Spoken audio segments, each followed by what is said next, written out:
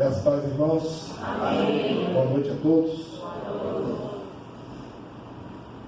Quero, já sem perda de tempo, citar aqui o tema que nos foi dado. Eu estou também assim já, como diz no popular, já dobrei o canal da Boa Esperança, né? Então não consigo olhar ali as letrinhas daquela tela menor. Então eu vou virar de costas para ver maior. Já não estou. Antigamente eu pegava ônibus, eu conseguia enxergar o que estava escrito lá para onde ia aquele ônibus a 500 metros de distância, tá? Hoje, se eu não gravar a cor, eu já não consigo mais não, tá? Mas assim, todos vocês vão chegar lá também, viu? Não se preocupa não, que só tem uma forma de vocês não ficarem como eu, Jesus voltando antes, mas se não for o caso, vamos lá.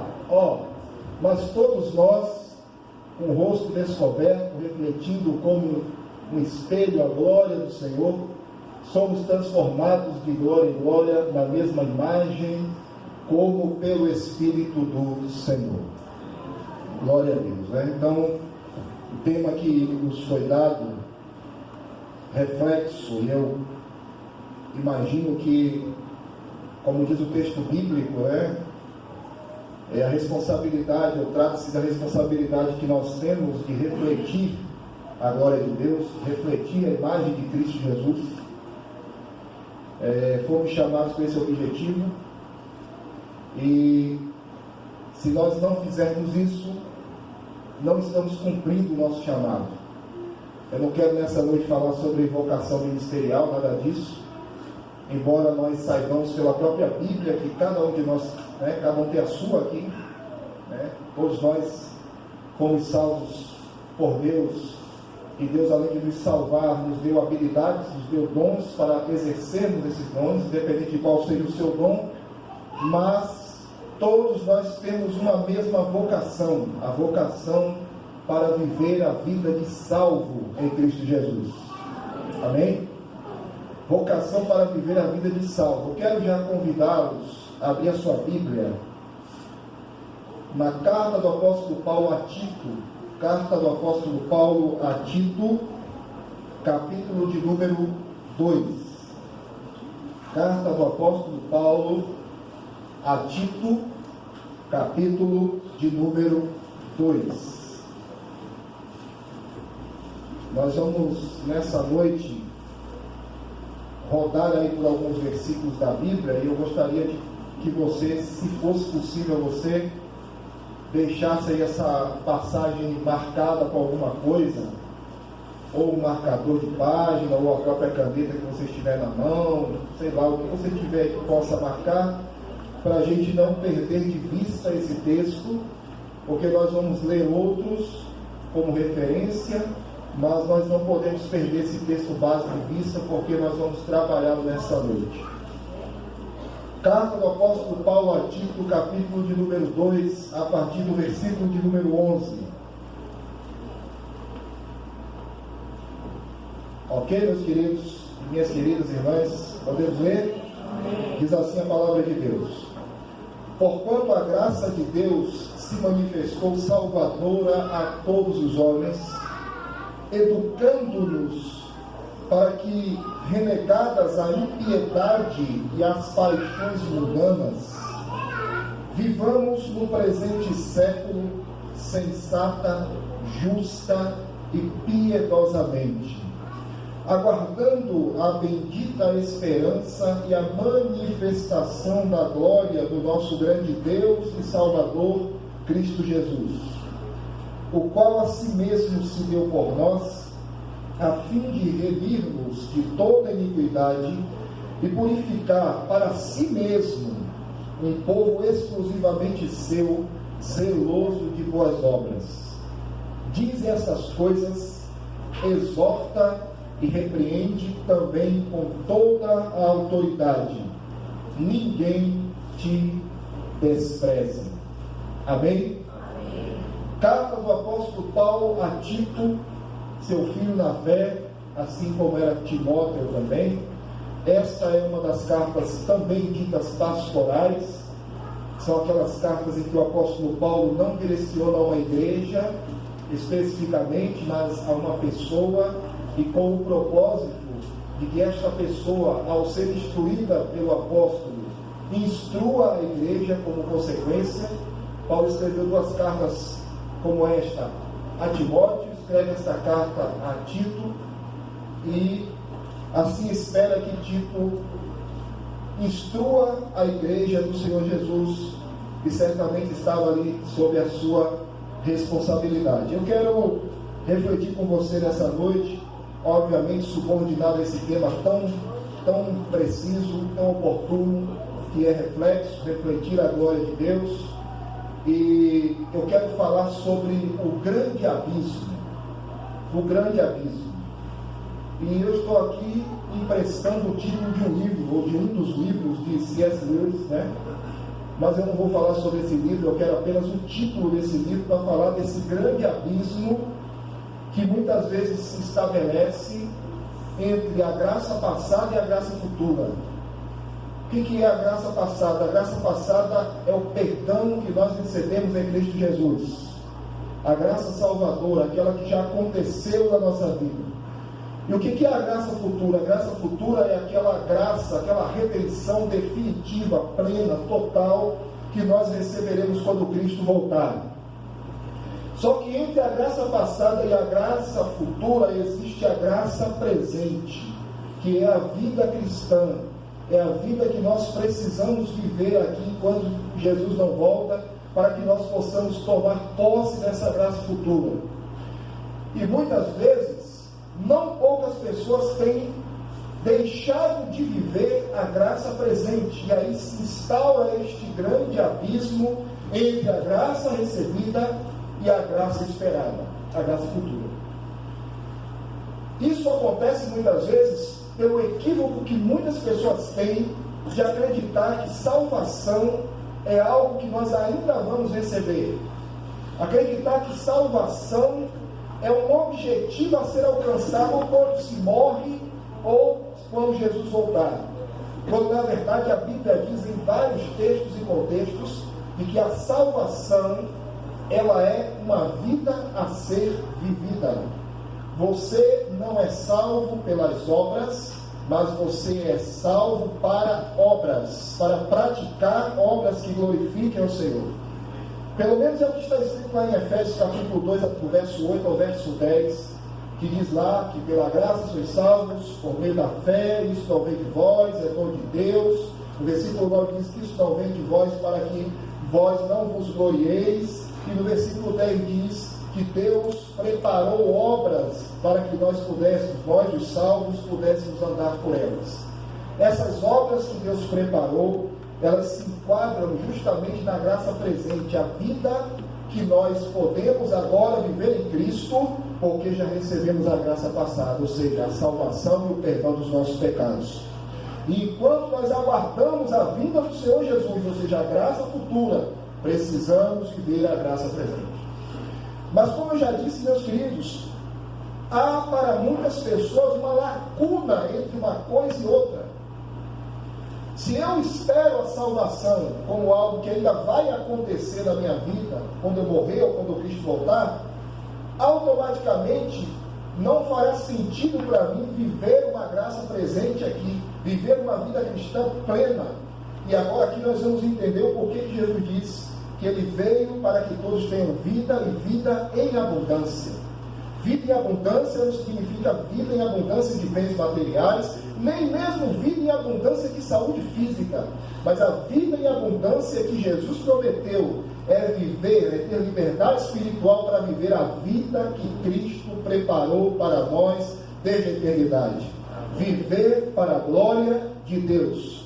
Nós não somos chamados para viver um abismo, aguardando, não conseguindo mais enxergar o que foi feito por nós e sem conseguir enxergar aquilo que nós vamos tomar posse. Nós somos chamados para viver uma vida abundante na presença de Cristo enquanto Ele não volta.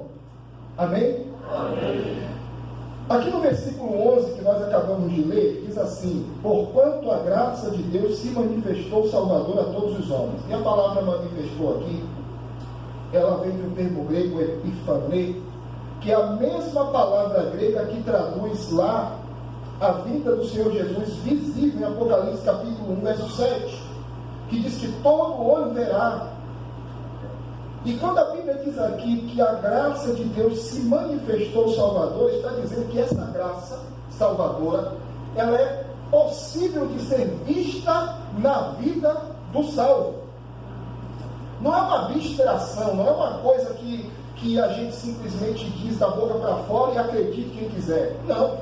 A graça salvadora, ela se manifestou, ou seja, ela se apresenta na vida do salvo. Essa graça, ela é possível de ser enxergada na vida daquele que é salvo.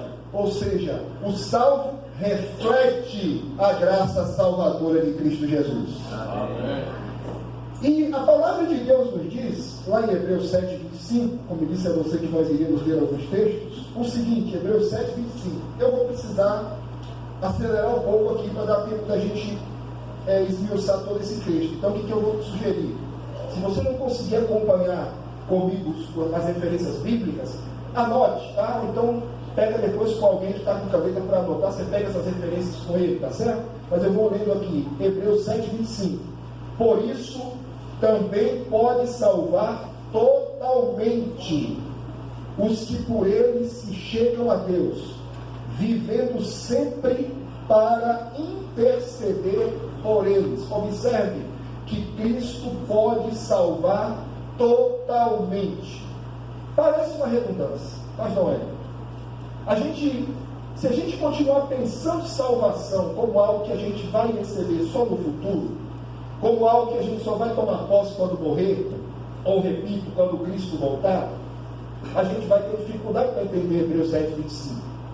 Mas se a gente realmente acredita, como a Bíblia nos mostra, que a salvação, ela não é um alvo a ser alcançado, mas ela é um poder que Cristo conquistou para nós e revestiu a nossa vida com esse poder, nós vamos entender que esse salvar totalmente significa nos salvar em todos os âmbitos, de todas as formas, porque a salvação não é só livramento do inferno, meus irmãos. Nós não fomos chamados por Deus simplesmente para evitar o inferno. Nós somos chamados por Deus para termos relacionamento com Ele. Nós fomos salvos de nós mesmos, nós fomos salvos do diabo, consequentemente fomos salvos do inferno, mas fomos primeiramente salvos do pecado, para poder viver a vida que Deus preparou para nós. A salvação aqui é total. Salvação aqui tem um sentido também de livramento, tem um sentido de cura. A palavra salvação no Novo Testamento, ela é muito ampla. Ela não diz respeito apenas a algo que vai acontecer como o livramento do inferno, mas diz respeito a uma vida que foi alcançada por Deus na sua plenitude. Deus salvou você do seu desengano, Deus salvou você da desesperança, Deus salvou você das amarras do pecado, Deus salvou a sua vida do desencantamento, Deus te salvou totalmente. Totalmente. A palavra de Deus também diz, na primeira carta do apóstolo Pedro, no capítulo de número 1, no versículo de número 13, a Bíblia Sagrada, a palavra de Deus, assim nos diz: por isso, cingindo o vosso entendimento, sede sóbrios e esperai inteiramente na graça que vos está sendo trazida na revelação de Jesus Cristo. Ora, se Hebreus 7,25 diz que Cristo salvou totalmente, Pedro, na sua primeira carta, no capítulo 1, no verso 13, diz que você tem que confiar nessa graça inteiramente. Se a salvação é totalmente, a confiança tem que ser inteiramente. Confiar inteiramente na graça que você recebeu. Graça passada. Para quê? Para que você possa, salvo totalmente e confiando inteiramente, viva plenamente até que Cristo volte. A palavra de Deus também diz nessa primeira carta de Pedro, essa mesma primeira carta de Pedro, no capítulo de número 5, no versículo 10. Ora, o Deus de toda graça, perceba, o Deus de toda graça, em que Cristo vos chamou para a sua eterna glória, depois de ter sofrido por um pouco, Ele mesmo vos há de aperfeiçoar, firmar, fortificar e fundamentar. Olha a obra da graça na sua vida. A obra da graça na sua vida, meu querido, ela te aperfeiçoa, ela te firma, ela te fortalece e ela te fundamenta. Então você pode esperar nela inteiramente. Você pode confiar nela inteiramente, para que você possa viver para a glória de Deus plenamente. Porque para isso você foi salvo totalmente. Voltando para o nosso texto de Tito, capítulo 2, no versículo de número 11 ainda: porquanto a graça se manifestou, se mostrou salvadora a todos os homens. Agora, versículo 12: educando-nos. Interessante esse termo, educando-nos, do grego paidel, que significa instruir a criança, ou por que não dizer, instruir o imaturo. A graça de Deus, ela se manifestou salvadora para instruir-nos até a maturidade. A graça de Deus nos instrui até a maturidade. Então nós não somos perfeitos, mas estamos no caminho da perfeição, porque estamos sendo instruídos para amadurecer. Recebemos graça passada para viver graça presente, enquanto ainda não recebemos graça futura. Mas a graça presente é um caminho de amadurecimento.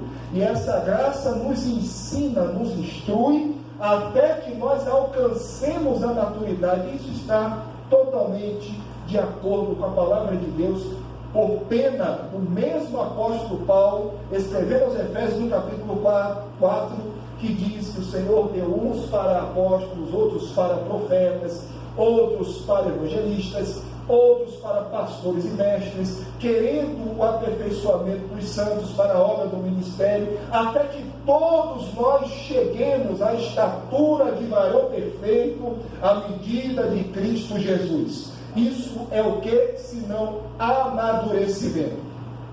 A graça se manifesta para nos amadurecer. Ela nos educa. Agora vem, em que finalidade? Versículo 12 aqui: educando-nos para quê? Esse para quê vai dizer agora qual é o objetivo de Deus com esta graça salvadora que se manifestou a nós. Para que, renegadas a impiedade e as paixões mundanas, ou seja, nós recebemos essa graça para dizer não à impiedade, para dizer não às paixões mundanas, mais ainda, mais do que dizer não, para renegar. Renegar não é simplesmente você se abster.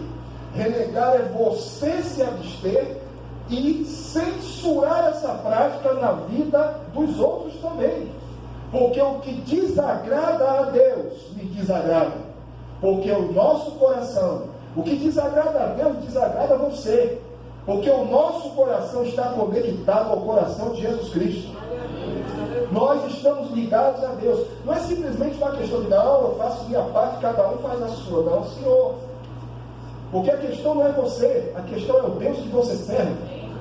A questão não é que você gosta de santidade, a questão é que o seu Deus quer santidade. A questão não é se alguém está te agravando de alguma forma com o pecado dele. A questão é que alguém está ofendendo ao seu Deus com o pecado. Então nós precisamos renegar a impiedade e as paixões mundanas. E agora sim, renegando a impiedade e as paixões mundanas, vivamos no presente século. Olha a graça presente. Não podemos esperar uma salvação futura, no sentido de viver uma vida para nós mesmos, até que Cristo volte e nos torne dele. Não, nós já somos dele. Então não vivemos mais para nós mesmos, vivemos para Ele. E a vida que vivemos para Ele é agora, neste presente século, para que vivamos neste presente século de forma sensata, de forma justa e de forma piedosa. Graça presente. Forma sensata, justa e piedosa. Deixa marcado aí, vamos lá para o texto, não perca de vista Tito 2, a partir do verso 11. Vamos para a segunda carta do apóstolo Pedro, capítulo de número 1. Segunda carta de Pedro, capítulo 1, a partir do verso 3.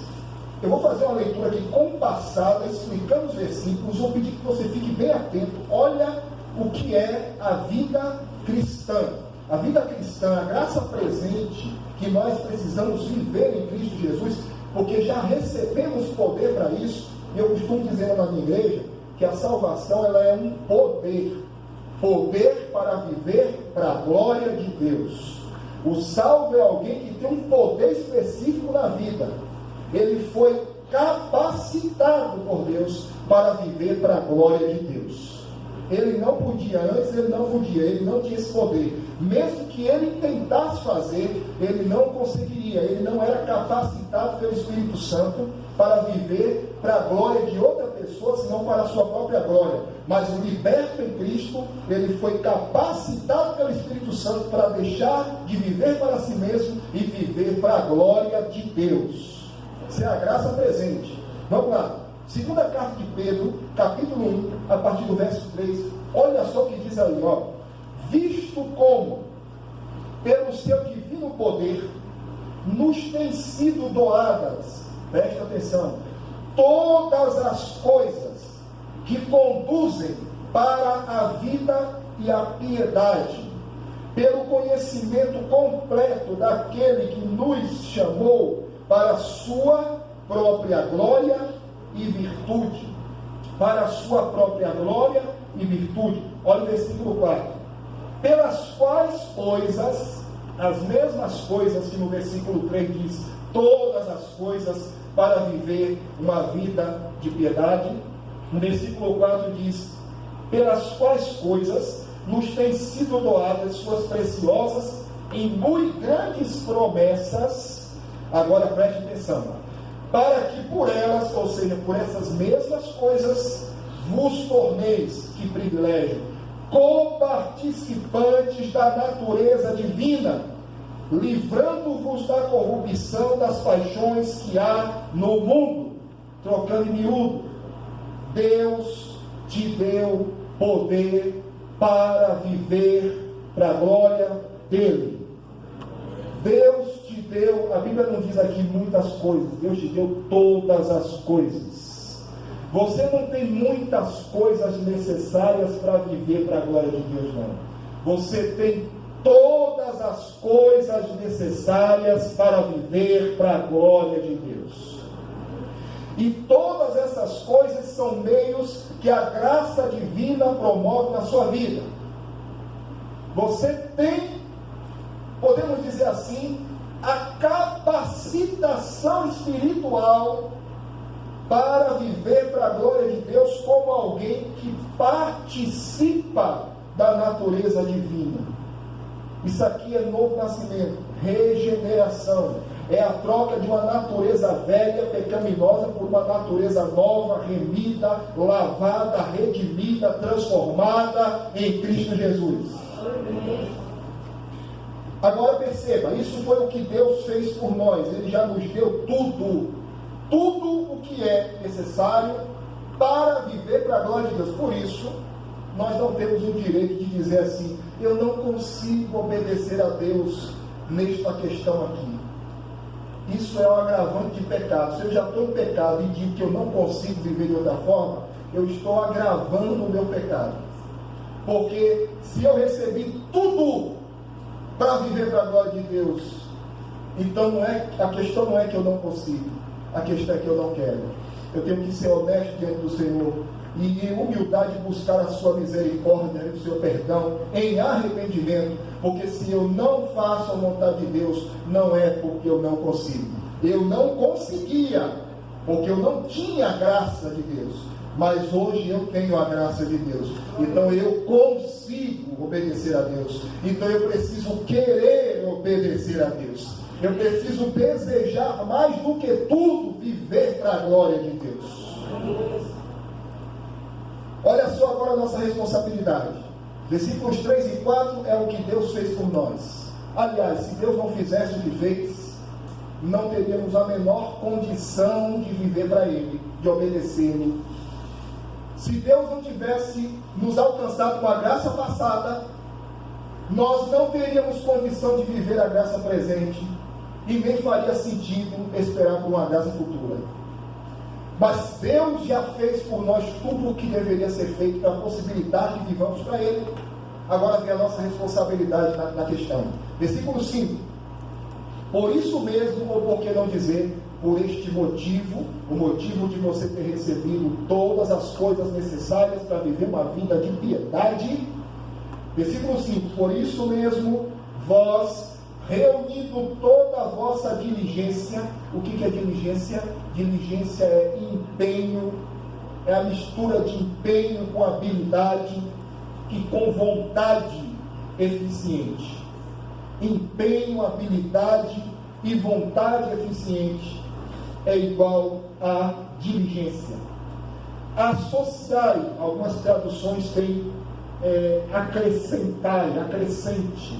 Acrescente com a vossa fé, porque tudo começa com a fé, e a fé você recebeu do Senhor. Aliás, olha a definição de fé que a própria Bíblia dá. A fé é o firme fundamento. Poderia usar a imagem de outra coisa, poderia dizer o firme elemento, ou é o firme instrumento. Não, o firme fundamento.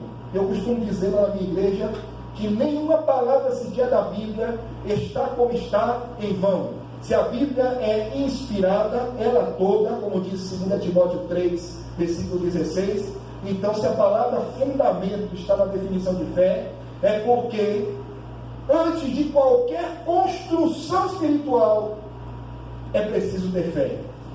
A fé é o fundamento. Se você constrói uma casa sem fundamento, essa casa vai cair.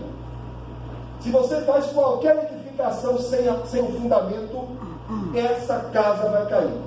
E a fé aqui não é mera expectativa de receber coisas, porque essa fé, para ser fé bíblica, ela está ligada à ideia de uma pessoa, e essa pessoa é Jesus Cristo.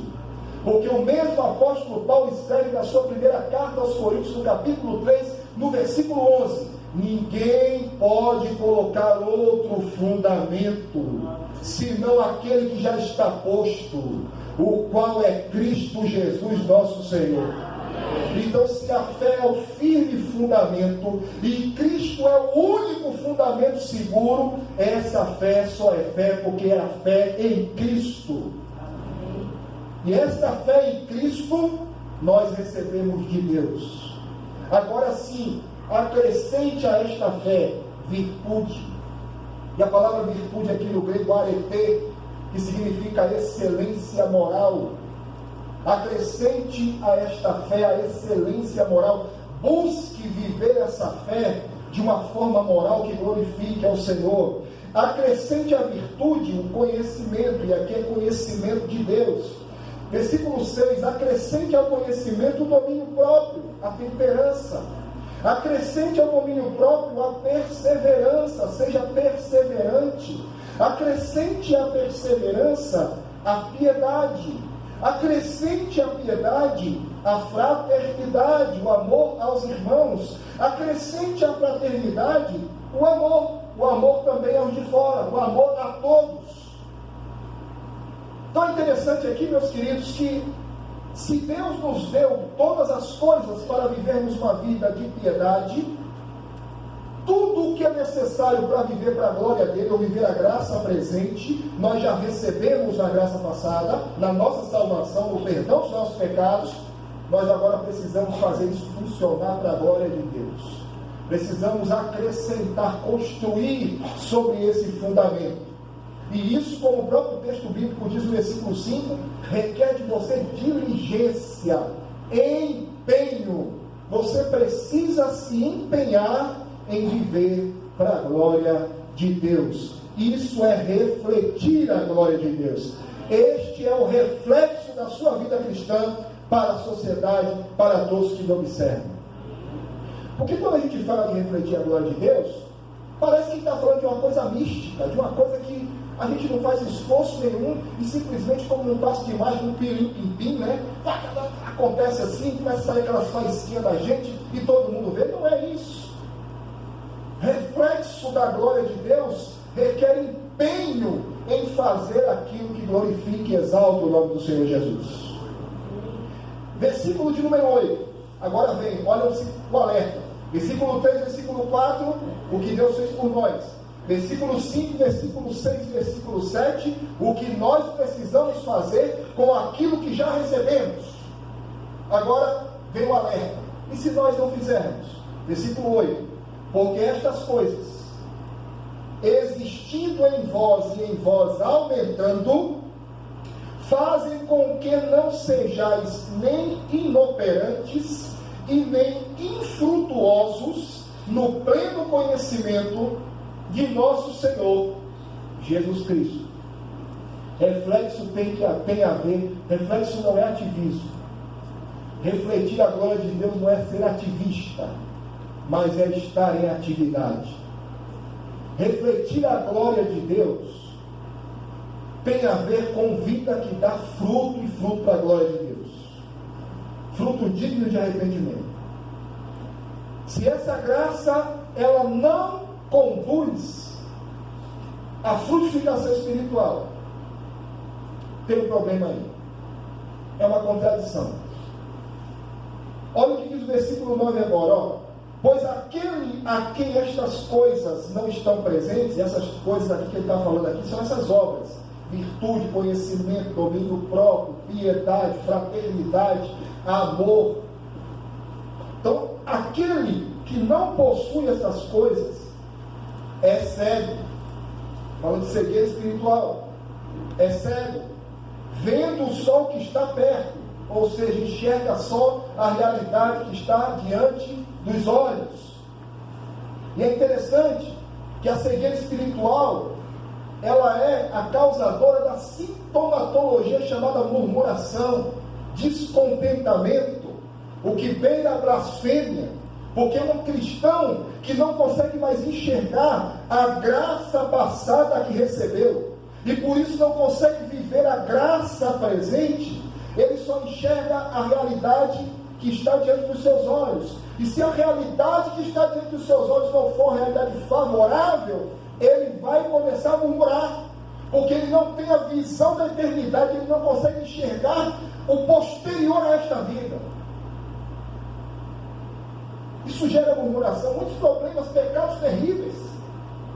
Murmuração, descontentamento. A pessoa nunca está contente com Deus, nunca está satisfeita, sempre tem um problema, sempre tem um defeito, sempre tem uma coisa que não está legal, não consegue nem dar graças pelo que recebeu, porque está cego. Ele está cego, ele não está enxergando nada além da realidade que está à sua frente, vendo só o que está perto, esquecido da purificação dos seus pecados de outrora, ou seja, esquecido da graça passada. Ele esqueceu o tamanho do perdão que recebeu, não consegue ser grato ao Senhor, porque esqueceu o tamanho do perdão que recebeu. Olha o versículo 10. Por isso, irmãos, procurai com diligência, olha novamente a palavra diligência, procurai com diligência cada vez maior confirmar a vossa vocação e eleição, portanto, procedendo assim, não tropeçareis em tempo algum. Eu gosto da versão revista e corrigida que diz: nunca, jamais tropeçareis. Ter diante dos olhos a graça recebida me leva a viver a graça presente e não me deixa perder a esperança da graça futura. Isso faz toda a diferença na vida do cristão. Isso é um divisor de águas. O cristão que o tempo inteiro ele leva em consideração a graça que ele recebeu, que leva em consideração a vida pela graça que ele precisa viver, e que não perde a perspectiva da vida eterna, ele é um cristão grato, ele glorifica a Deus, independente das circunstâncias, porque ele não é definido pelas circunstâncias, ele é definido pela graça que ele recebeu. Não são as circunstâncias que dizem que você é bem-aventurado ou não bem-aventurado, ou mal-aventurado. É a graça que você recebeu que diz que você é bem-aventurado. É a graça que você recebeu que define sua vida. Não são as circunstâncias, não. Você não está assim porque as coisas à sua volta estão assim. Você está assim porque a graça que você recebeu, diz a palavra de Deus lá em Tiago, capítulo 4, versículo de número 4, é maior graça, é graça maior. Deus dá graça maior. Voltando ao nosso texto de Tito 2, já estamos nos encaminhando aí para o final dessa reflexão. Tito 2, versículo de número 13. A palavra de Deus nos diz: aguardando a bendita esperança e a manifestação da glória do nosso grande Deus e Salvador Jesus Cristo. Observe que agora o versículo 13 está se referindo à graça futura, aguardando a bendita esperança. Isso aqui é um qualificador. A, artigo definido, a bendita esperança. Essa é a esperança do crente. A vinda de nosso Senhor e Salvador Jesus Cristo. Na nossa caminhada cristã, a gente até pode ter muitas expectativas, desde que não depositemos nas expectativas a condição para continuar adorando a Deus e contente com o Senhor. Se as minhas expectativas forem frustradas, eu simplesmente preciso sacudir o pó e continuar dando. Mas a esperança é a vinda de nosso Senhor e Salvador Jesus Cristo. E a Bíblia diz que esta é a bendita esperança. Aguardando a bendita esperança e a manifestação da glória. Manifestação, mesmo termo aqui, epifanê, do versículo 11. A manifestação visível. Se a graça que está na minha vida hoje, ela pode e deve ser enxergada por intermédio de atitudes, por intermédio de palavras, por intermédio de decisões, por intermédio de comportamento, por intermédio de desejo, de vontade, por intermédio de motivações, de inclinações do coração, a vinda do nosso grande Deus e Salvador Jesus Cristo também será visível. Todo olho verá, todo joelho se dobrará, e toda língua confessará que Jesus Cristo é o Senhor, o Filho de Deus. Será visível.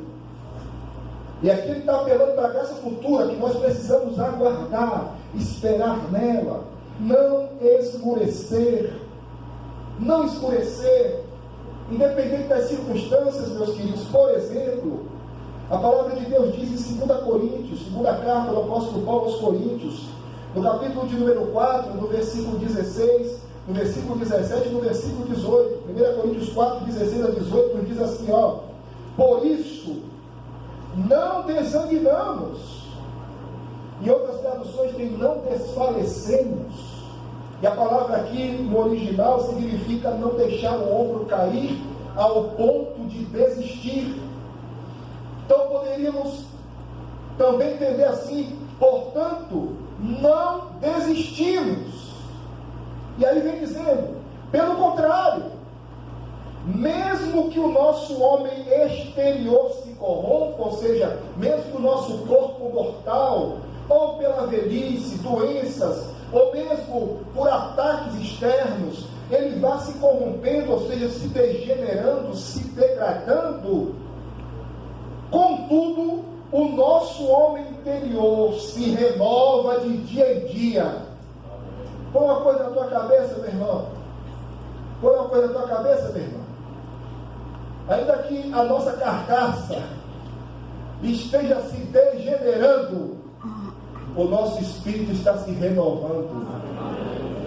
É um movimento inverso. O Senhor Jesus inverteu a lógica da nossa vida.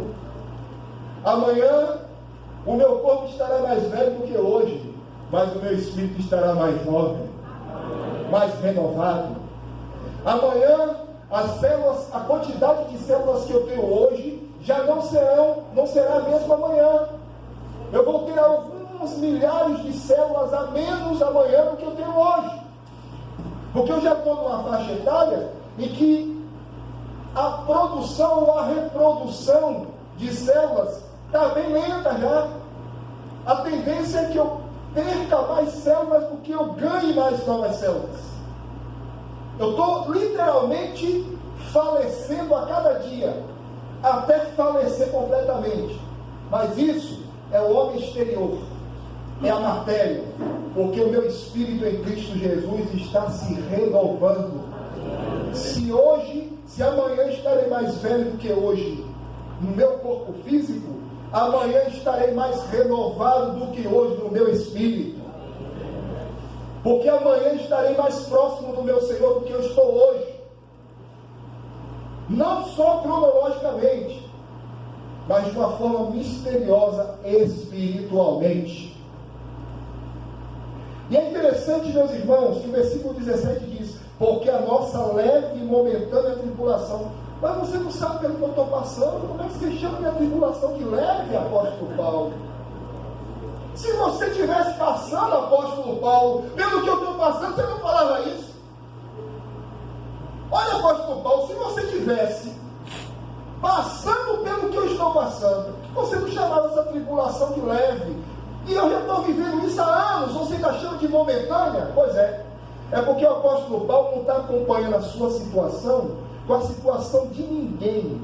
O apóstolo Paulo está comparando a sua situação, que até poderia ser a pior situação da face da terra, com a eternidade em Cristo Jesus.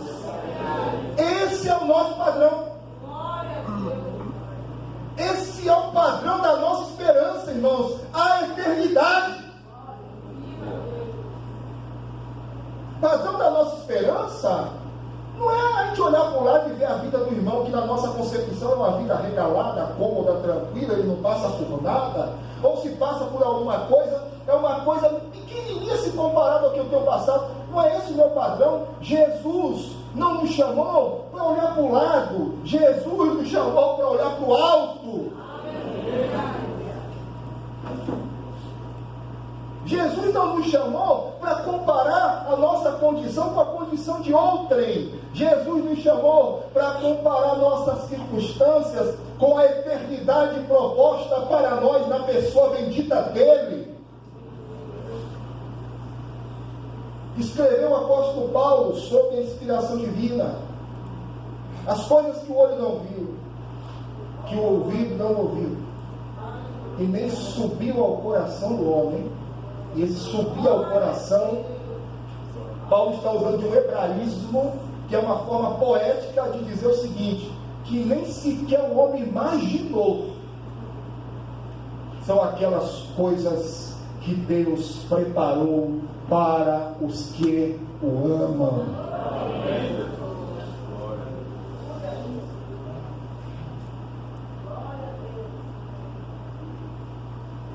Porque a nossa leve e momentânea tribulação produz para nós eterno peso de glória. Olha que coisa!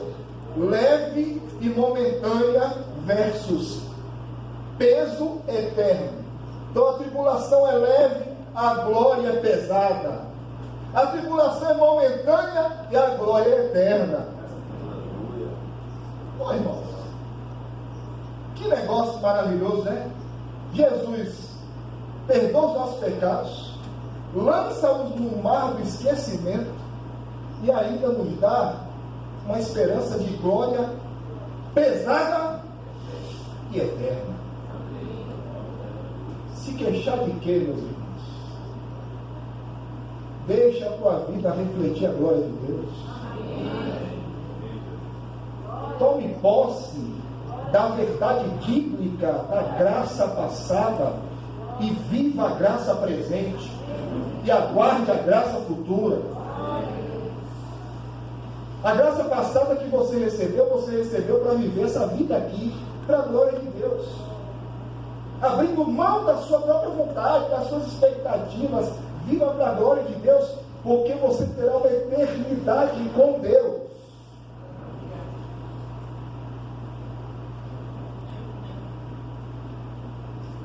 Versículo 18: não atentando nós nas coisas que se veem, ou seja, não permita que as coisas dessa vida mudem o seu foco, prenda a sua atenção, escravize o seu olhar, distraia você, não permita isso, não atentando nós nas coisas que se veem, mas nas que não se veem, porque a gente não anda por vista, a gente anda por fé.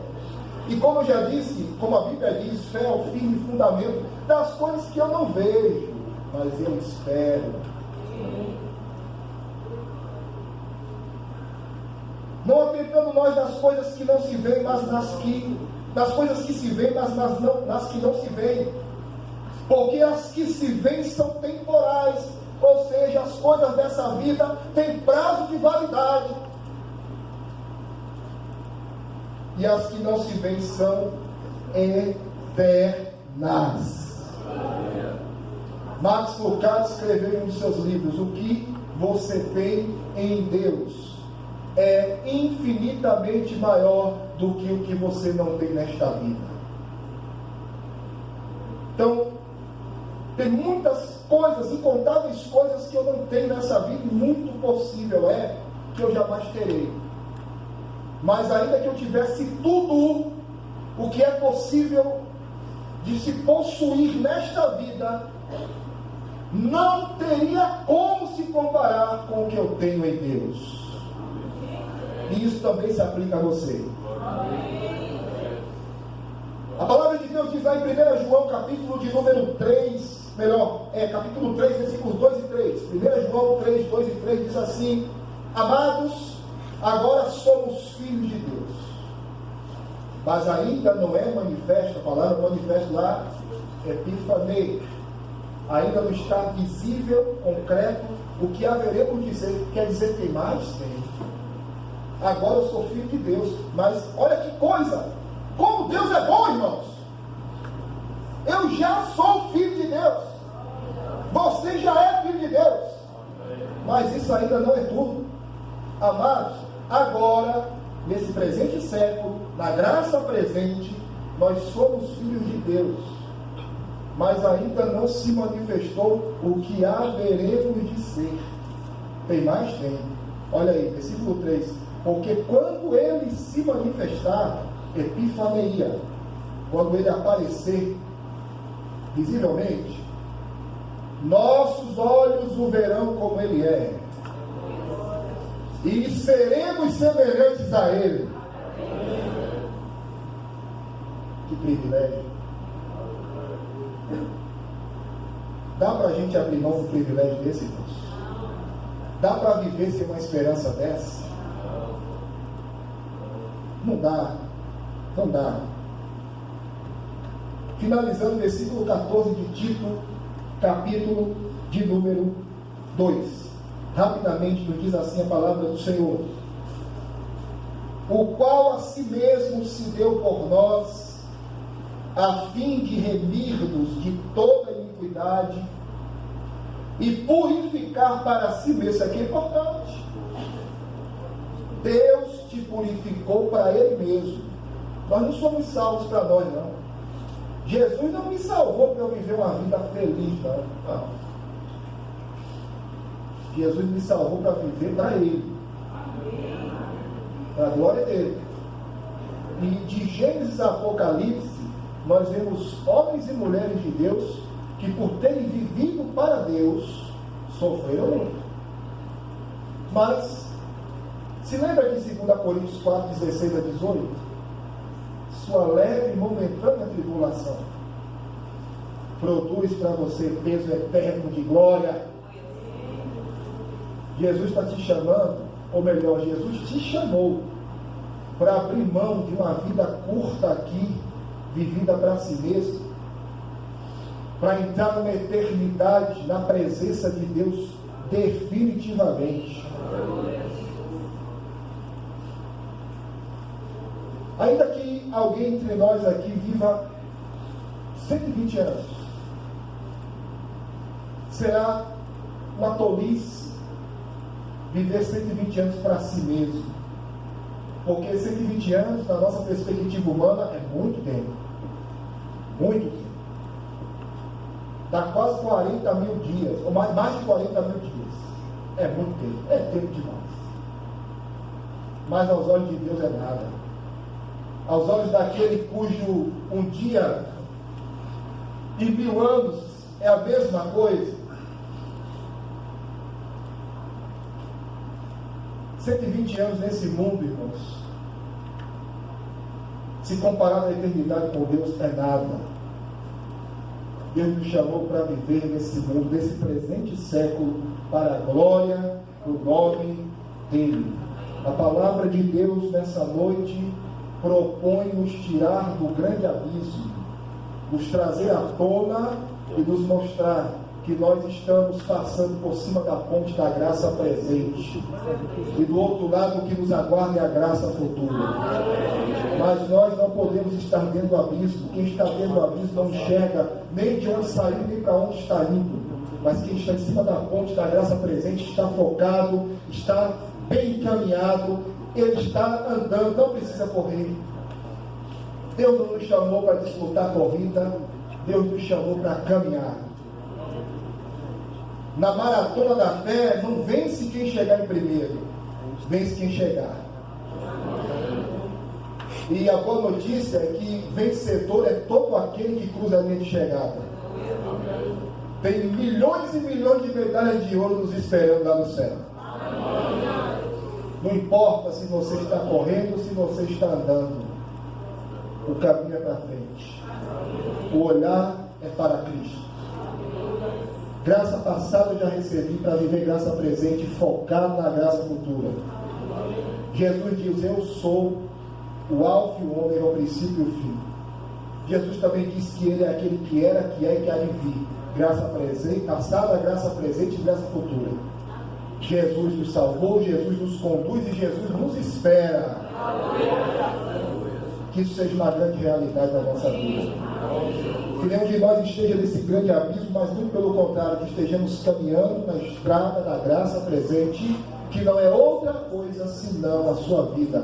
Nós não temos outra vida, a nossa vida é cristã. Eu não tenho duas vidas, nem três, nem quatro, eu tenho uma só, e o nome dessa vida é vida cristã.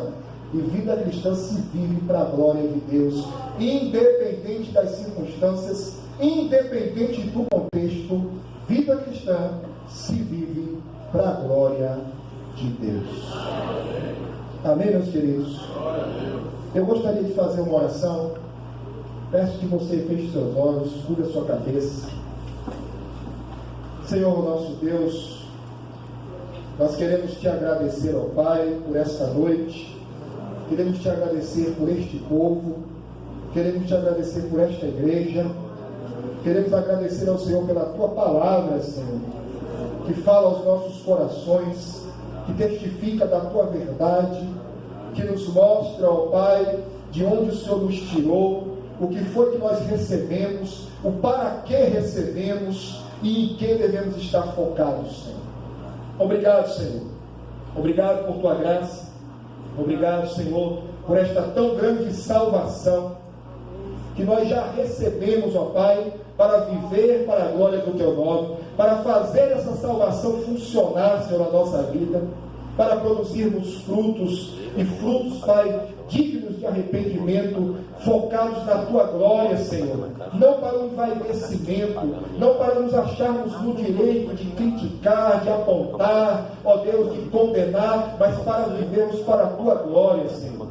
Porque foi para a Tua glória que o Senhor nos salvou. O Senhor colocou em nós o selo com o Teu nome, Senhor. Nós pertencemos a Ti, somos propriedade peculiar do Senhor, e por isso nós queremos Te pedir, ajuda-nos, Pai, conduza a nossa vida conforme o Teu querer, ajuda-nos a entender a Tua palavra, Senhor, cria em nosso coração cada vez mais forte um santo temor, Senhor.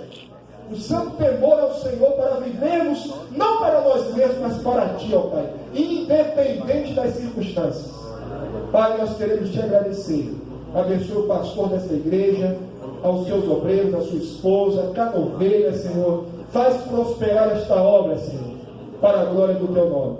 E que todos, Pai, os Teus filhos e filhas que aqui se congregam, possam frutificar abundantemente, dando frutos, Pai, a 100, 60 e 30, para a glória do Teu nome, Senhor. Assim oramos, ó Pai, e agradecemos em nome de Jesus. Amém. Graças a Deus. Que Deus abençoe. Quero agradecer ao pastor dessa igreja a oportunidade a mim conferida, nosso irmão André, que nos convidou, e agradecer a audiência do povo de Deus aqui nesse lugar. Deus abençoe a vida de vocês grandemente.